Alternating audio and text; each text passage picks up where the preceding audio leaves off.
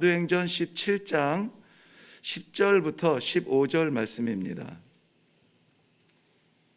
사도행전 17장 10절부터 15절 말씀 우리 같이 한 목소리로 읽습니다. 시작. 밤에 형제들이 곧 바울과 실라를 베레아로 보내니 그들이 이르러 유대인의 회당에 들어가니라. 베레아에 있는 사람들은 데살로니가에 있는 사람들보다 더 너그러워서 간절한 마음으로 말씀을 받고 이것이 그러한가 하여 날마다 성경을 상고하므로 그 중에 믿는 사람이 많고 또 헬라의 귀부인과 남자가 적지 아니하나 데살로니가에 있는 유대인들은 바울이 하나님의 말씀을 베레아에서도 전하는 줄을 알고 거기도 가서 무리를 움직여 소동하게 하거늘 형제들이 곧 바울을 내보내어 바다까지 가게 하되 실라와 디모데는 아직 거기 머물더라. 바울을 인도하는 사람들이 그를 데리고 아덴까지 이르러 그에게서 실라와 디모데를 자기에게로 속히 오게 하라는 명령을 받고 떠나니라. 아멘. 우리 함께 기도하도록 합니다. 살아계신 아버지, 은혜를 감사합니다. 오늘도 저희들에게 허락하신 이 귀한 하루, 주의 복음을 위하여, 주의 기쁨을 위하여, 주의 성도로 살아갈 수 있도록 말씀으로 인도해 주심을 감사합니다. 전하시는 말씀 그대로 받고 우리도 순종하여서 오늘 하나님께서 기뻐하시는 삶의 흔적이 남는, 간증이 남는 귀한 하루가 되게 하여 주시옵소서. 어디로 가야 할지, 무엇을 해야 할지 알지 못합니다. 그저 순전한 마음으로 주의 말씀을 받고자 하오니 말씀하여 주시어서 오늘 그 말씀 따라 살아가게 하여 주시옵소서. 감사드리며 예수님 이름으로 기도하옵나이다. 아멘.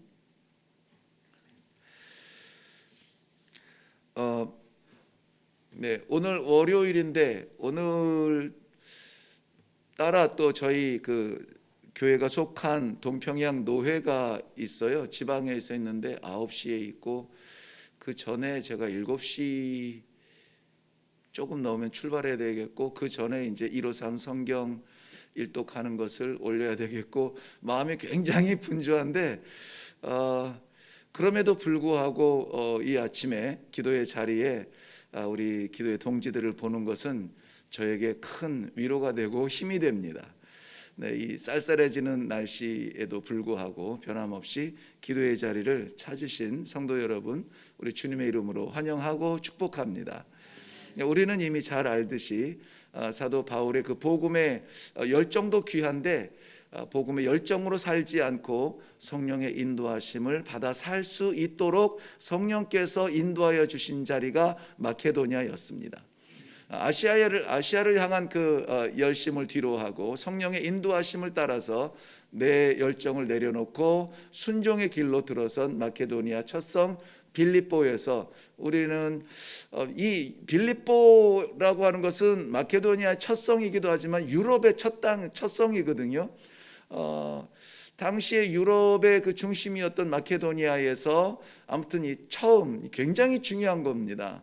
이 첫 성도가 누구냐? 루디아라고 하는 여성도였죠. 루디아는 자신의 집을 공개함으로 말미암아 이 낯선 나그네들의 기도의 처소가 되게 했고 그곳이 빌립보의 첫 가정교회가 되죠. 거기에서 귀신 들린 여인을 치유하면서 귀신을 쫓아내었는데 그 귀신 들린 여인의 점을 통하여서 수입을 얻던 주인의 고발로 인하여서 이 바울은 모진 매를 맞고 옥에 갇혔습니다마는 그러나 그 안에서 기도와 찬송으로 옥문이 열리고 사슬이 풀리고 자유의 몸이 되었을 때에 그것을 통하여서 이 간수의 가정이 또 세례를 받고 또 복음을 받게 됩니다. 그런데 옥에 갇히기 전에 저들의 옷을 찢고 무진 매를 친 것이 문제가 됐습니다. 왜냐하면 바울은 로마의 시민권자이기 때문에 정당한 재판을 받지 않고 로마의 시민을 이렇게 칠 수 있느냐, 이렇게 컴플레인 할 때에 빌립보를 다스리던 지도자들에게는 난리가 난 거죠. 그러니 조용히 이곳을 떠나도록 이렇게 강권을 해서 온 곳이, 움직인 곳이 어디냐면 오늘 이제 17장에 세 곳의 선교지가 나오는데 데살로니가와 오늘 본문이 되는 베레아와 그리고 아덴까지 연결이 됩니다. 이 데살로니가에 먼저 가게 되죠.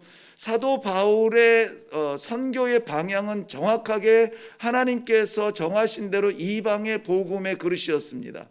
그렇지만은 그 민족, 그 같은 동족의 구원을 위하여서도 저는 늘 마음을 쓰고 있었습니다. 그래서 로마서 1장에서 기록한 것처럼, 1장 16절에서 기록한 것처럼 이 복음은 구원을 주시는 그리스도의 복음이므로 첫째는 첫째는 유대인에게요, 그 다음은 헬라인에게로다. 유대인을 배제하지는 않았습니다.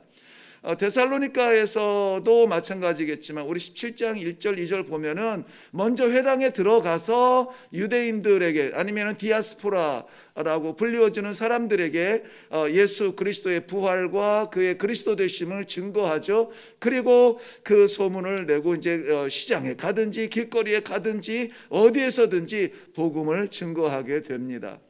그리고 오늘 이 아덴까지 가는데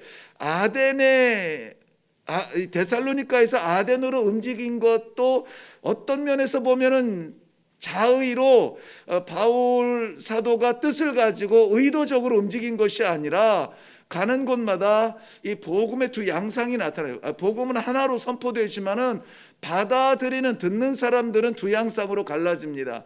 하나는 이 복음을 거부하는 거죠. 리젝트하는, 리퓨즈하는 겁니다. 그리고 또 한 부류는 이 복음을 받아들이는 건데 아이러니하게도 이 복음에 대하여서 바울의 복음을 거부하고 거절하고 오히려 이 바울이 복음을 전하지 못하도록 방해하는 사람들은 누구냐? 유대인들이에요. 유대인들.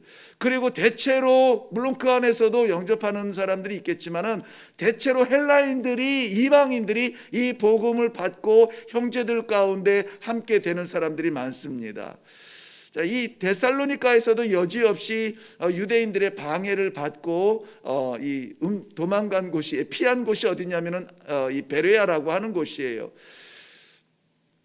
오늘 세 곳 가운데 이 베레아에서도 역시 그러한 시기와 미움을 통하여서 바닷가까지 이제 좀 피신하게 하고 결국은 바닷가에서 멀리 떨어져 있는 아덴, 우리 지금으로 보면은 아테네인데요, 아덴까지 갈 수밖에 없는 상황이 되어져요. 자, 복음을 전하고, 그러니까 성령의 이끌림을 받아서 복음을 전하고 복음을 전함으로 인하여서 핍박을 받고 핍박을 받음으로 움직여지고 또 거기서 복음을 전하면은 유대인들이 쫓아와요. 그 땅에 있는 유대인들이 아니라 데살로니가에 있던 사람들이 쫓아오고 빌립보에 있던 사람들이 쫓아오고 쫓아다니면서 바울의 복음을 방해해요.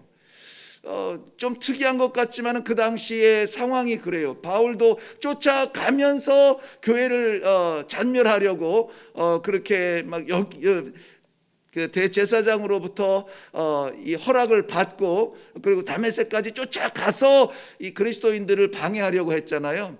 그러니까는 그곳에서 만난 사람들이 아니라 쫓아다니면서 방해하는 사람들이 있단 말이죠. 이러한 어려움 가운데서도 복음의 전진은 멈추지 아니하고 사도 바울은 베레아에서도 복음을 진 거예요.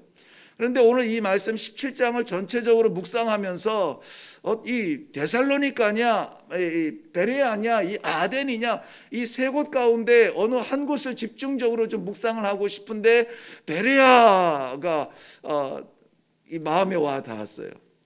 뭐냐면 이건 조금 좀 사역자로서, 복음을 나누는 사역자로서 어떤 그러니까 이 목사의 어떤 좀 편향적인 묵상 아니냐 이렇게 생각할 수도 있겠는데 저도 살짝 그런 마음을 가지면서 이 말씀을 묵상하는데 떠날 수가 없습니다. 뭐냐면 사역자에게 위로란 뭘까 하는 거죠. 위로. 복음의 사역자요, 말씀의 사역자요, 자신의 삶을 내려놓고 성령을 따라 살겠다고 드려진 그러한 사역자입니다.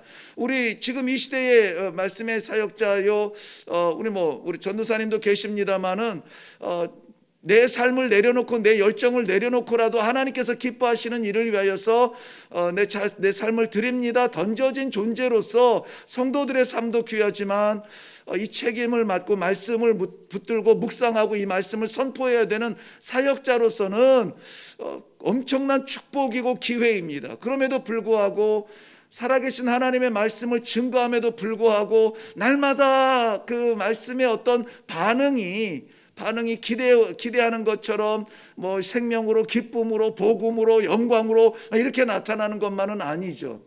그러면은 뭐 다 이 사역자로서 성도들도 이 말씀의 사역자로 헌신하고 살아갈 수 있겠죠. 지금 이 세상은 말씀에 대하여서, 이 진리에 대해서 흡수하기보다는 반사가 더 많아요. 리젝트, 리퓨즈가 더 많아요. 거절하고 거부하는 경향이 많습니다. 특별히 인본주의적으로 우리 중심, 인간 중심, 나 중심으로 문화가 변해져가는 지금 이 시대에는 더욱 그렇습니다. 복음을 받아들이는 이유는 뭐 지금으로서는 하나죠. 안 맞아. 싫어. 이거죠. 자꾸 나를 누르는 것 같고 제약하는 것 같아. 아니라고 말하는 것이죠. 그럴 때에 그 시대나 이 시대나 이 비슷한 양상인 것 같은데요, 사도 바울이 이 복음을 증거하면서 핍박을 당함에도 불구하고 멈추지 아니하고 계속 진격할 수 있었던 것은 하나님께서 부르신 사명도 있겠거니와 하나님께서 보내시는 자리마다 위로가 있었다는 것이죠. 위로가. 오늘 이 17장에서 사도 바울이 사역자로서 느꼈을 그 위로가 어디에서 오느냐? 바로 이 베레아에서요. 이러한 이 베레아에서의 복음의 형제, 믿음의 형제들을 만난다는 것은 사도 바울에게 얼마나 위로가 될까? 이 시대에 이 사역자로서 살아가면서 나 또한 그러한 위로를 사모함이 있지 않나 하는 그 마음이 이 말씀을 묵상할 때 더욱더 들었습니다. 데살로니가는 굉장히 큰 도시였습니다. 어떻게 보면은 이 마케도니아의 중심 도시였어요. 수도와 같은 역할을 했죠. 수도였죠, 사실도. 그러므로 인하여서 모든 것이 이렇게 왕성하고 흥왕에 나아가는 북적북적하고 다 가진 것 같은 그러한 자랑이 이 데살로니가에 있었습니다. 그런데 거기에서 어떻게 됩니까? 거기서도 이 복음은 장애를 만나고 거기에서도 쫓겨납니다. 그런가 하면은 이후에 가서 만날 이 아덴 같은 경우는 어떻습니까? 거기에야말로 정말 그 자부심과 자긍심이 엄청난 도시입니다. 정치, 경제, 철학, 문화 이런 모든 것이 이 아덴에 자기네들의 뿌리가 있다고 보고요. 철학 선생들도 많은 자리입니다. 특별히 데살로니가와 저 밑에 있는 이 아덴은 당시 헬라 문화의 중심이었어요. 헬라 문화라고 하는 건 그리스 문화거든요. 그리스 알렉산더를 중심으로 그 시대에 형성된 그 문화인데요, 지금 사도 바울의 복음을 증거했던 이 시대는 어떤 시대입니까? 로마 제국 시대예요. 로마 제국 시대임에도 불구하고 로마가 자기네들의 문화를 포기하고 이 헬라 문화를 유지해 나가고 있을 만큼 그 엄청난 자부심을 가질 수 있는 데가 어디냐? 바로 이 아덴인 것입니다. 그리고 그의 수도인 데살로니가예요. 그 사이에 껴있는 오늘 살짝 등장하는 10절부터 15절까지 살짝 등장하는 베레아는 그렇게 알려지지 않은 작은 도시예요. 내놓을 것이 없습니다. 이 양대 거대 산맥 사이에서 양대 거대한 이름 가운데서 그저 그 평범한 베레아 하면은 우리가 찾아볼 수 있는 게 별로 없어요. 그냥 작은 언덕에 세워진 인구는 많으나 내세울 것이 없는 그러한 도시예요. 바울은 베레아에서 위로를 받습니다.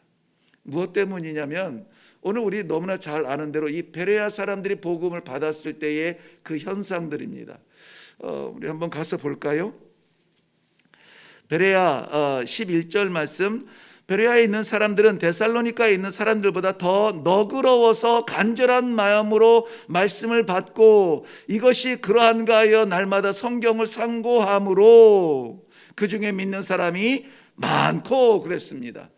자, 여기에서 복음을 대하는 베레아 사람들의 반응이 세 가지로 나오죠. 그 베레아 사람들은 먼저 훨씬 더 너그럽다. 이 옛날 성경, 이 번역되기 전의 성경은 뭐라고 되어 있다? 신사적이어서 이렇게 번역이 되어 있죠.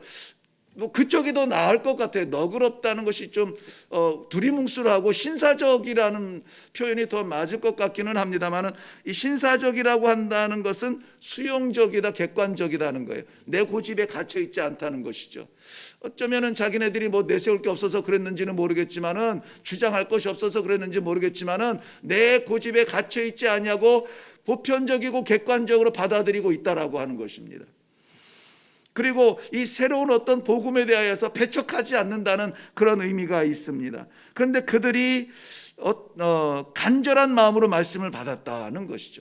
간절한 말씀으로 말씀을 받는다는 것은, 간절하다는 것은 열심으로 말씀을 받았다는 거예요. 그냥 들리는 대로 이렇게 우연히 이런 것이 아니라, 말씀을 찾아다니면서 말씀의 그 시간을 지키면서 말씀 앞에 내 것을 내려놓고 가서 듣기를 원하는 그런 열심으로 말씀과 함께 있기를 간절히 바라는 그 열정을 이야기하고 있습니다.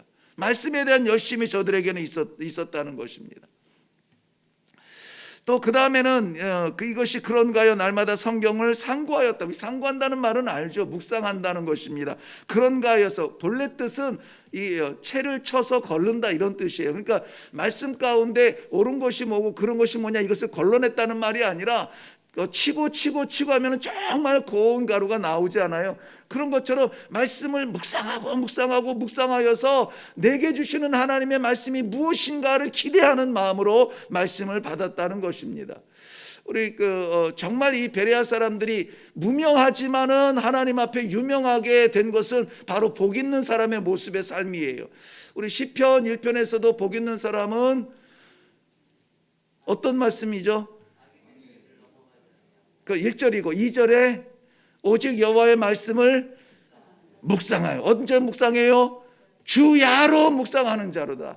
주야로 묵상한다는 그 말이 오늘 말씀, 간절한 마음으로 말씀을 받았다는 그 의미예요. 그러니 이들은 큰 도시였던, 중심 도시였던 데살로니가보다 없었지만은, 문화적으로, 경제적으로, 철학적으로 내 자부심을 가졌던 아덴보다 가진 것이 없었지만은, 그러나 하나님 앞에는 복된 도시의 사람들이었다는 것입니다. 이런 사람들을 만나는 것이 얼마나 이 사도 바울에게는 위로가 되겠습니까? 말씀을 전하는데 정말 집중하여서 열심으로 뜨겁게 찾아다니면서 그런가 하여 묵상을 하면서 흩어져도 그 말씀에 대하여서 나누고, 이러한 복 있는 사람들, 말씀에 복이 있는 사람들을 만난다는 것이죠. 그러므로 시편 119편 103절 105절 말씀하는 것처럼 저들은 말씀이 정말 꿀송이보다 달다는 것을 깨닫고 살아가는 사람들이에요. 달고 오묘한 그 말씀, 듣고 들어도 또 새롭고, 정말 하루의 날마다의 삶 가운데 내 발의 등이여 내 길의 빛이니이다 말씀에 의존하는 그 베레아 사람들의 변화와 그러한 이 삶의 그 복음으로 향한 이 변화가 이 사도 바울에게는 위로가 되었을 것이다 하는 것이죠. 이 시대에도 오늘 우리가 살아가면서 피차가 그런 은혜를 나누면서 그런 위로의 사람들이 되기를 바랍니다. 주목받지 못했던 베레아가 오늘 이 작은 목회자의 마음을 뜨겁게 했던 것처럼, 우리 주목받지 못하는 인생일지라도 하나님 앞에 우리가 눈이 번쩍 뜨이도록 위로가 될 수 있는 것, 그것은 무엇이냐? 우리가 간절한 마음으로 말씀 앞에 서고 그런가 하여 묵상하고 그것을 따라서 살아드리는 그런 우리들의 삶이라고 저는 그렇게 믿습니다. 그러한 삶을 살아갈 수 있는 하루가 되시기를 주님의 이름으로 축원합니다. 기도하겠습니다. 살아계신 아버지, 이 진리의 말씀이 말씀으로 증거되지 못하고 우리 마음에 채를 걸르며 거부하며 온전히 순종하지 못하는 우리들의 연약한 삶 가운데 하나님께서 오늘 이 베레아 땅에 그 성도들의 삶을 통하여서 사도 바울에게 위로가 되었던 것을 말씀해 주시니 감사합니다. 우리도 무명한 사람이지만 말씀 앞에 진심으로 말씀 앞에 전심하여서 우리 하나님의 위로가 되게 하시고 만들어 주시옵시고 오늘도 그렇게 삶으로 말미암아 복된 삶이 되도록 축복하여 주시옵소서. 감사드리며 예수님의 이름으로 기도하옵나이다. 아멘. 네, 오늘 이 시간에 우리 기도할 때에 말씀의 제목을 저는 위로 이렇게 정했는데요. 위로.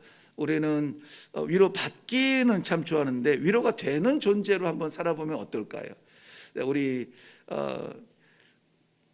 가깝게는 나와 함께 있는 남편에게 위로되는 사람, 아내에게 위로되는 사람. 또 우리가 신앙적으로는 우리 믿음의 공동체인 각 교회에서 집사님 때문에, 권사님 때문에, 장로님 때문에, 성도님 때문에 참 힘이 납니다. 사역자들에게 위로가 되는 그러한 사람. 또 크게는 우리 하나님께서 이 땅에 지금 마지막 시대에 믿음을 보겠느냐 안타까워하시는 그 마음에 우리 하나님의 마음을 따뜻하게 하고 우리 하나님의 마음에 시원하게 하고 정말 여름날에 농부에게 제공되어지는 냉수처럼 우리 아버지 앞에 그 위로가 되는 그러한 삶을 사는 것이 어떻겠는가? 하나님 어떻게 하면 그렇게 살 수 있나요? 어떤 말씀을 붙들고 갈까요? 오늘도 내 길에 빛이요 등이신 아버지의 말씀을 주사 순종하며 살아갈 수 있도록 은혜를 베풀어 주옵소서. 오늘 먼저 그것을 위하여서 기도하고 각자의 기도의 제목으로 나아가시기 바랍니다. 같이 기도하겠습니다. 아버지 하나님, 은혜를 감사합니다. 주께서 이 아침에 허락하여 주신 귀한 성도들 함께 말씀을 나누며 어떻게 오늘 하루를 살아가야 할지